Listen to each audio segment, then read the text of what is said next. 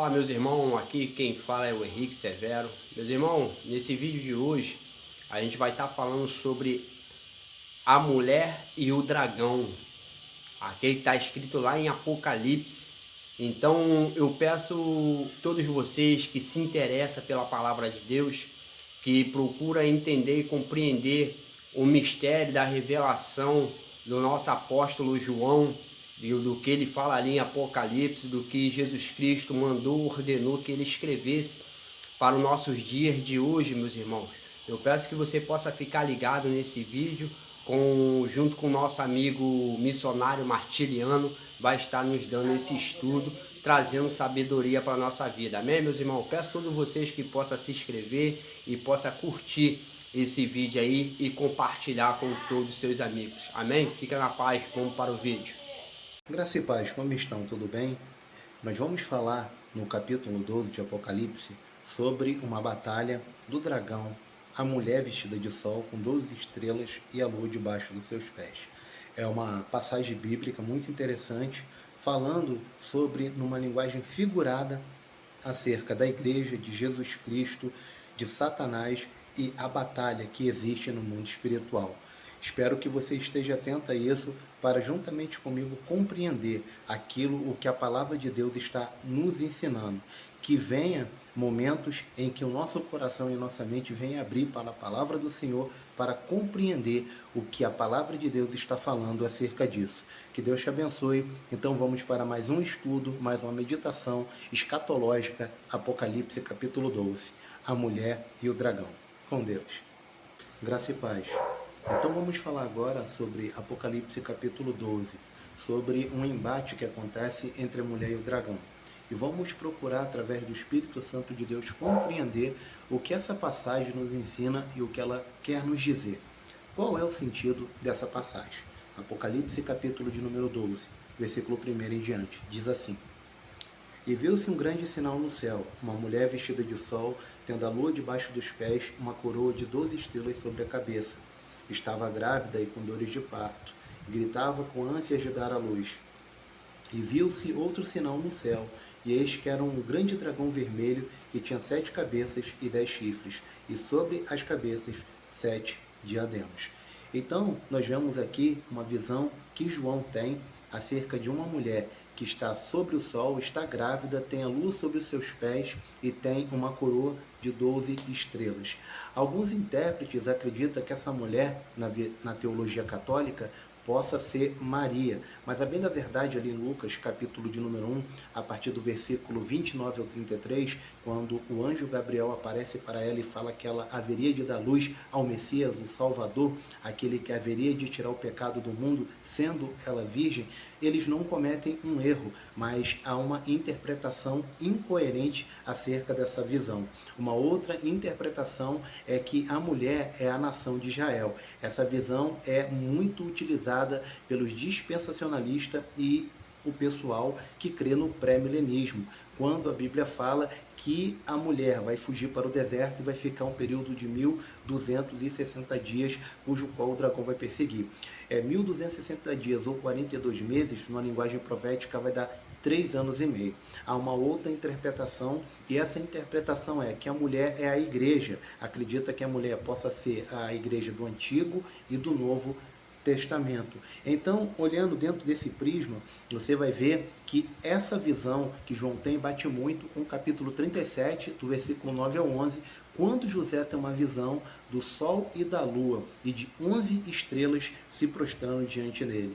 Então, dentro dessa interpretação, muitos estudiosos acreditam que essa mulher seja a nação de Israel, que essas estrelas sejam as 12 tribos. E essa criança que há de nascer, que o dragão está lutando contra a mulher por causa dela, representa Jesus Cristo, que há de nascer, morrer pelos nossos pecados, subir ao céu, estar à destra de Deus intercedendo por nós, e que por fim virá para reger as nações no milênio com vara de ferro, com poder absoluto. Então, dentro dessa introdução, já temos uma visão que a mulher, ela é a nação de Israel, as estrelas seriam as 12 tribos, o sol representa a glória de Deus, como está no capítulo 84 de Salmos, o versículo de número 11, e alguns intérpretes acreditam que a lua representa a sombra do Antigo Testamento, dos sacrifícios e daquela velha aliança que foi quebrada no momento em que Jesus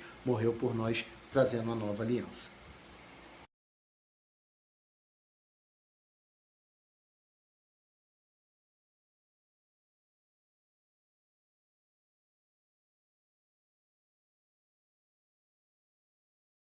Mulher e o Dragão, parte 1. Então, dando continuidade, já sabemos que a mulher, ela representa a nação de Israel, sabemos que as estrelas representam as 12 tribos, sabemos que o sol representa a glória de Deus, como está também em Malaquias, capítulo 4, versículo 2, e para vós que temeis o nome do Senhor, brilhará o sol da justiça.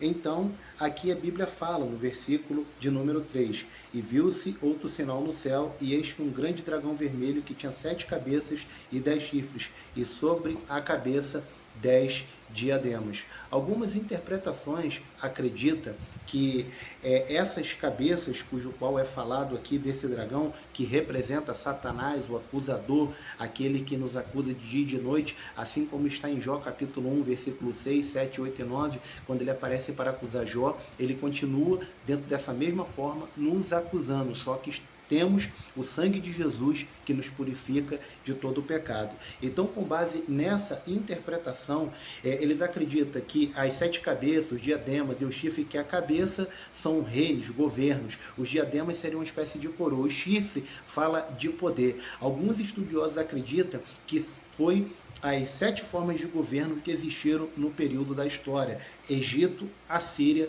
Babilônia, Mede-Pérsia, Grécia, Roma Imperial e Roma Eclesiástica, porque a Roma Imperial foi até o ano 476, a Roma Eclesiástica começou no ano 325, através do imperador Constantino, quando instituiu a Igreja Católica Apostólica Romana. Então, dentro desse prisma, ele acredita que esse ser que tem 10 chifres, 7 cabeças e 7 diademas, foram os governos dos países ou os poderes que existiam na época, que era Egito, Assíria, Babilônia, Medo-Pérsia, Grécia, Roma Imperial e Roma Eclesiástica. Foi através desses impérios que Satanás influenciou e agiu com grande poder, usando esses impérios para perseguir, destruir e matar todos que se opunham a ele, e quando aqueles que eram servos de Deus e profetas que surgiram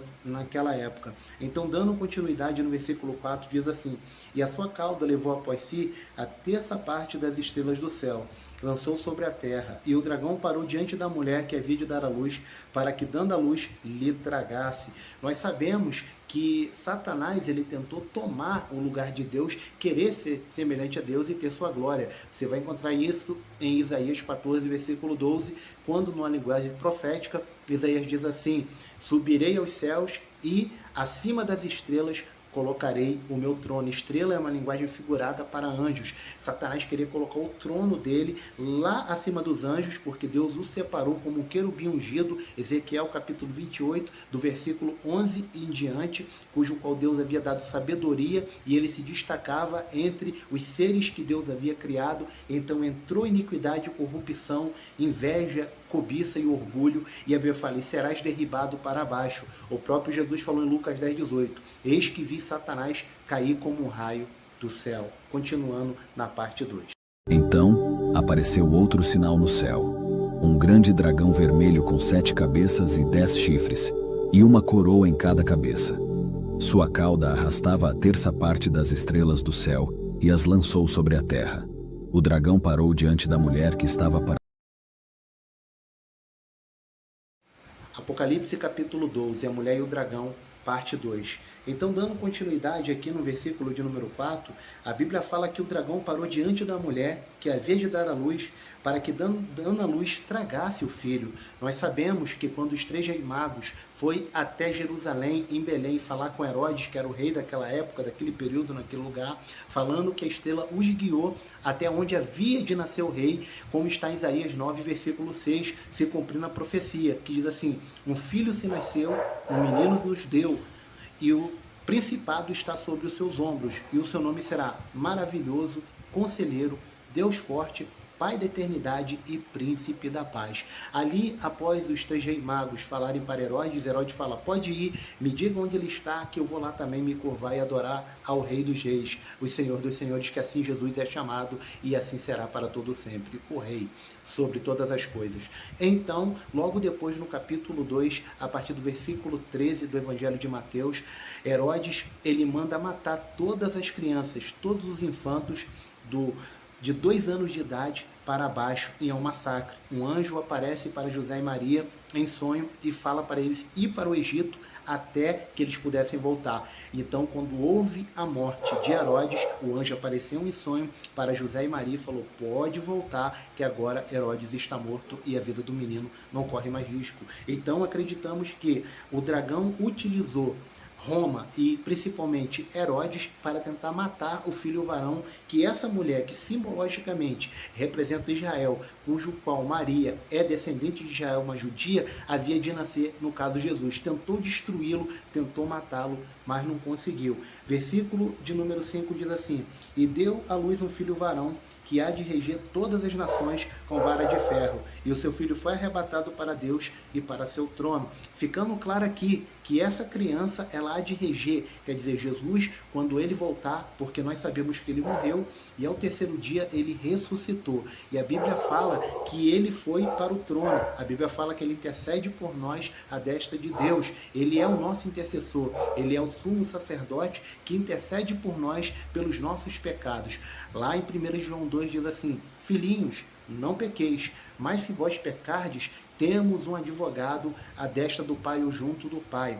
Ele intercede por nós, ele é a propiciação pelos nossos pecados, não só pelos nossos pecados, mas o de toda a humanidade. Então, Jesus Cristo está lá, e a Bíblia fala aqui que esse filho varão, ele foi arrebatado, ele subiu para o céu, como está em Atos capítulo 1, a partir do versículo 6, mas ele vai voltar para buscar sua igreja e também voltará com uma igreja para vencer o anticristo, o falso profeta, lançar eles no lago de fogo e enxofre, destruir os seus exércitos e se assentar em Jerusalém como o Rei dos Reis e o Senhor dos Senhores para todo o sempre.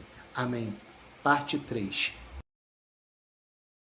Então apareceu outro sinal no céu, um grande dragão vermelho com 7 cabeças e 10 chifres, e uma coroa em cada cabeça.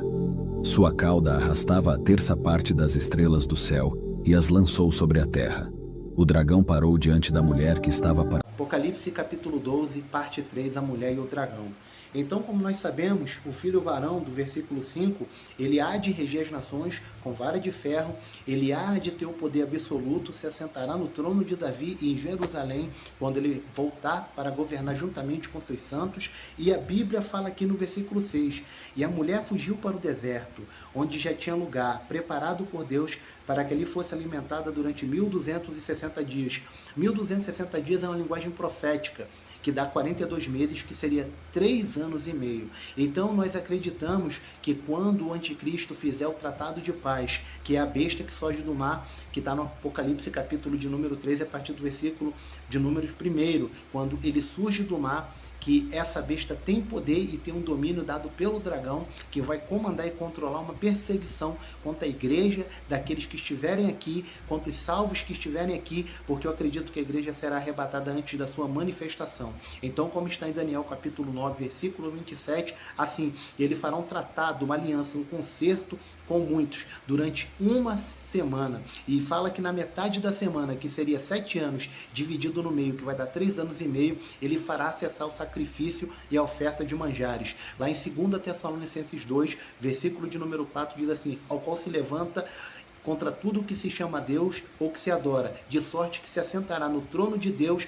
e ostentará, dizendo ser o próprio Deus. Ele vai entrar lá em Jerusalém e ele vai quebrar o pacto, porque haverá um 3º templo reerguido no período dessa aliança, lá onde fica o templo de Al-Aqsa, ao domo da rocha, que são templos de ordem muçulmana, então ele vai conseguir fazer com que os árabes aceitem e concordem, e os judeus também fazer esse templo. Ele vai entrar no templo, ele vai colocar uma estátua, e essa estátua vai ter vida, capítulo 13, versículo de número 15 de Apocalipse, e ela vai falar e vai fazer que sejam mortos aqueles que não se prostrar, não tiver a marca e não tiver o número do nome da besta, que é o anticristo, e não adorar o seu nome.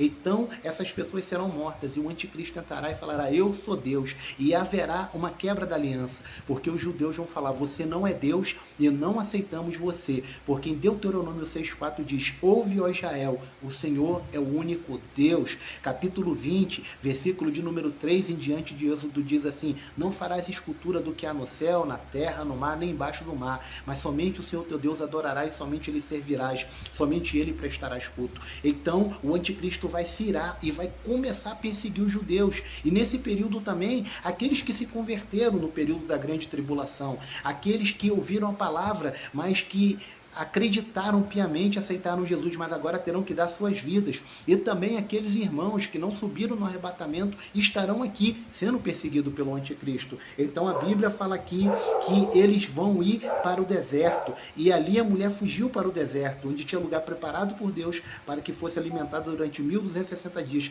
3 anos e meio, que é a metade final, quando é quebrado o pacto, a aliança com os judeus pelo anticristo, e ele vai começar a perseguir principalmente o judeu, o povo de Apocalipse, capítulo 12, parte 4, a mulher e o dragão.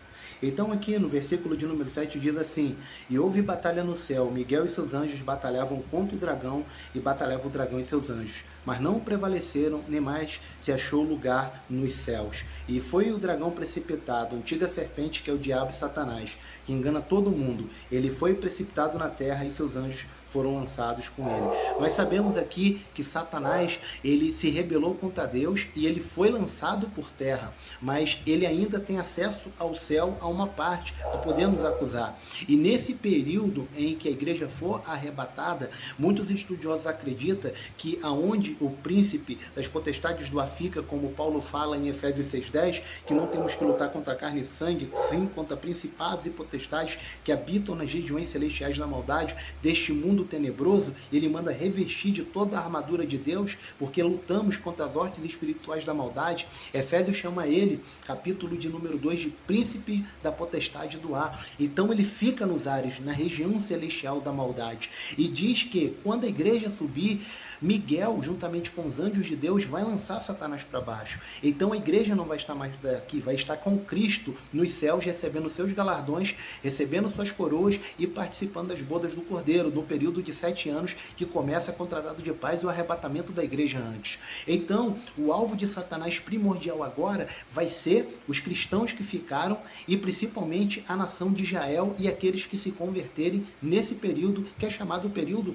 da grande tribulação. O próprio Jesus falou que não houve nem haverá um período como este, de tanta dor e sofrimento, que nunca houve nem haverá, de sorte que os dias serão abreviados por causa dos escolhidos. Então Miguel lança eles, porque como está em Daniel capítulo 12, Miguel, o arcanjo, ele é o príncipe do povo de Deus, ele é o príncipe do povo de Israel, que é o povo escolhido da semente de Abraão. Hoje a igreja é o Israel de Deus, porque nós aceitamos Jesus, porque eles rejeitaram.